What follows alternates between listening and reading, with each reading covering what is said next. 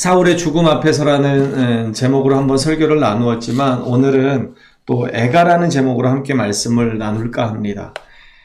활노래로도 알려진 이 사울과 요나단의 죽음 앞에서 다윗은 노래를 지어 시를 지어 그들의 죽음에 대해서 애통해하는 모습을 오늘 본문은 보여주고 있습니다.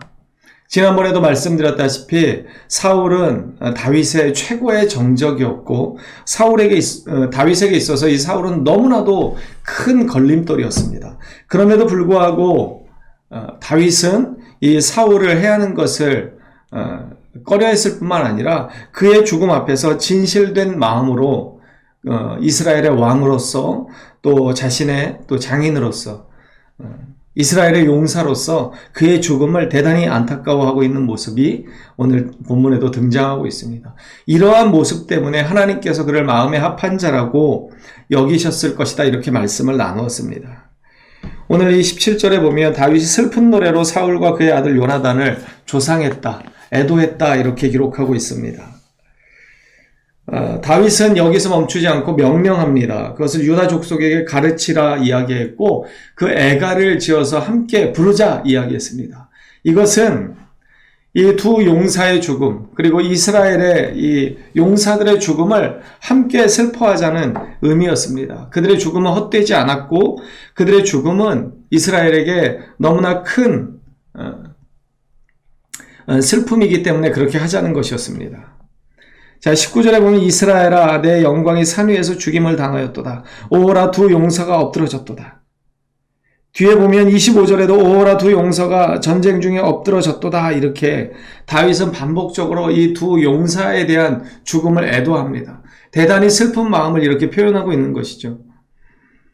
다윗의 마음을 보면 아주 순수한 마음을 볼 수 있습니다. 여러분, 우리가 어떠한 그 사건 앞에서 비판하기는 참 좋습니다. 대단히 유명했던 목사, 잘 나가던 목사가 어떠한 세상 일과 관련돼서 죄를 짓고 그것이 기사가 되어서 나올 때 우리는 참 쉽게 비난하고 비판하고 또 세상의 말로 그들에게 대해서 심판의 잣대를 갖다 댈 때가 참 많이 있는 것 같습니다. 그런데 다윗은 적어도 자신이 심판자가 아님을 아주 심각하게 인식했던 사람 같습니다. 그래서 사울에 대해서 특별히 다윗은 그의 분명히 연약했던 모습, 완악했던 모습, 하나님께서 보시기에도 용납되지 않을 그러한 모습들이 많이 있었음에도 불구하고 오늘 이 애가를 보면 전혀 그러한 사울의 모습을 거론하지 않습니다. 애가이기도 한 탓도 있겠지만 다윗은 그만큼 이 좋은 면과 나쁜 면 앞에서 이 좋은 면을 보기로 택한 것임에 분명합니다. 자, 20절에 보십시오. 길보아 산들아 너희 위에 이슬과 비가 내리지 아니하며 재물 낼 밭도 없을지어다. 거기서 두 용사의 방패가 버림받음이니라. 이 두 용사의 방패가 그 기능을 다하지 못하고 결국은 버려지게 되었다. 그리고 이 산들은 이제 아무런 유익을 낼 수 없을 만큼 그러한 땅이 되었다라고 슬퍼합니다. 그러면서 이 두 사람을 어떻게 표현하냐면 23절에 보십시오. 사울과 요나단이 생전에 사랑스럽고 아름다운 자이러니. 아까 말씀드린 바와 마찬가지로 사울은 대단히 연약한 모습을 많이 보여주었지만 다윗은 그것에 대해서 전혀 거론하지 않습니다. 오직 아름다웠던 모습을 기억합니다. 이것이 다윗의 위대한 점인 것입니다. 우리는 어떻게 합니까? 누군가의 어떤 단점과 장점 앞에서 사실은 인간의 참 타락한 본성은 약점을 이야기하기 좋아하는 것 같습니다. 많은 장점을 가진 사람들을 이야기할 때조차도 우리는 약점을 은밀하게 드러내기를 좋아하는 우리의 연약한 모습을 보게 되는 것 같습니다. 하지만 다윗은 전혀 그 반대의 모습을 보입니다. 그저 아름다웠다라고 그는 표현하고 있습니다. 이것은 하나님의 관점이기도 합니다. 우리의 지극히 연약한 모습에도 불구하고 예수님의 그 사랑을 통해서 우리를 품으셨던 하나님의 마음으로 우리의 영혼을 바라보는 것입니다. 우리는 분별력을 가지고 사람을 대해야 하지만 분별력을 가지고 사람을 대하면서도 반드시 우리가 꼭 가지고 있어야 하는 마음은 주님의 마음입니다. 주님께서 얼마나 그 한 영혼을 뜨겁게 사랑하시는지 그 마음을 가지고 우리는 바라보고 그 영혼을 대해야 하는 것입니다. 여러분, 제가 예수님의 삼중사역에 대해서 말씀드리면서 예수님께서 가르치시고 전파하시고 치유하실 때 공통점이 있었는데 그것이 무엇이냐면 백성들을 긍휼히 여기셨던 것이라고 말씀드렸습니다. 그렇기 때문에 우리도 한 영혼을 천하보다 귀하게 여기는 그 마음으로 대해야 한다고 말씀을 드렸습니다.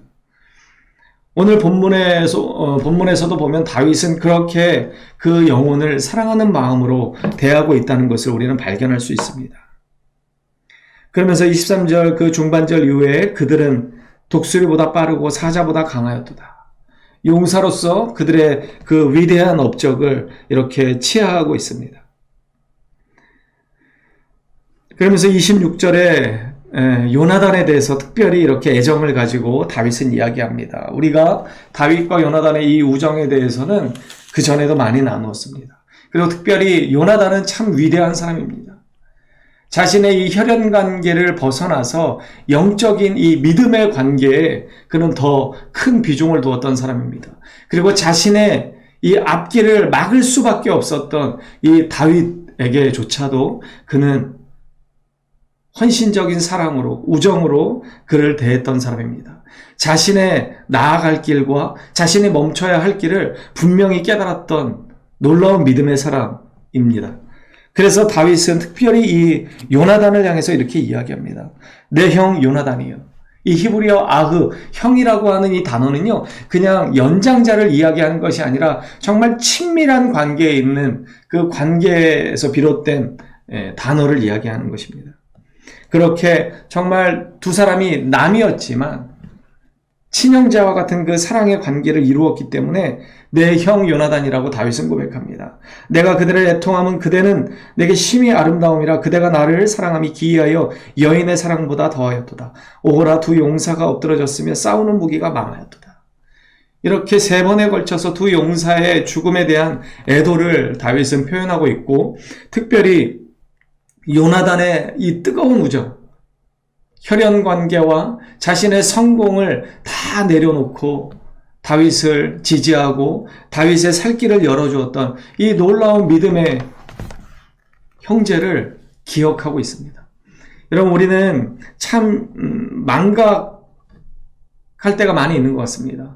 특별히 내가 받은 은혜에 대해서 망각할 때가 많이 있는 것 같습니다.